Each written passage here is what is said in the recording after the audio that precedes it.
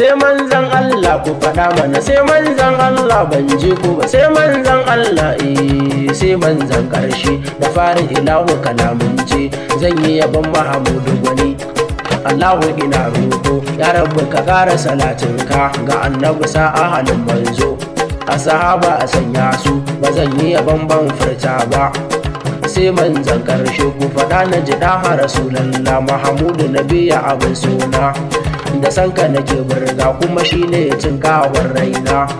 ba alfahari zan ba amma wallahi ina son ka ƙarshen makurar burin raina yabanka habiba rasulallah assalamu alaika najiyallah ina yi kiran ka ka amsa min annabu ba dan halin ba dan girman fadima yar babba a kula ni mu dan sirra annabi ne a fadar ku ba zan yi kasala ba ni san ka ba zai yi nadama ba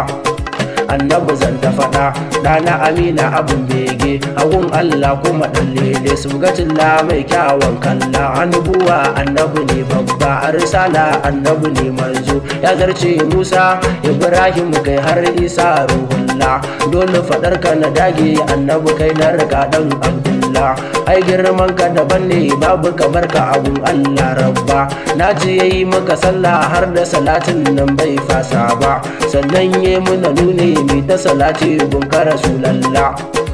inna Allahu wa malaikatu yusalluna ala nabi ya ayyuhallazina amanu sallu alaihi wa sallimu taslima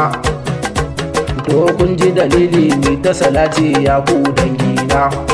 yin sadari ba dan duk mai yi ba zai tabi ba da san ka ake sira manzo da bazar ka muke dadda takawa lafiya dai babba dan babba abika a huta wanda ya barka ka lalle bai yi dubara ba a kara mun so har kauna domin su zamo ajalin kuna annabi san ka nake maula in har na samu shi kenan labbaika rasulallah labbaika rasulallah fadar ka ba zai hina dena ba Allah ko za a yi dukana annabi karbi kasidata dan Khadijatu mai kyan halaye Allah alhamdulillah da kan baiwar begen manzo a cikin sa nake ta sukuni na Allah alhamdulillah sai manzan karshe ko fada mana sai manzan karshe sai manzan karshe ban ji ku ba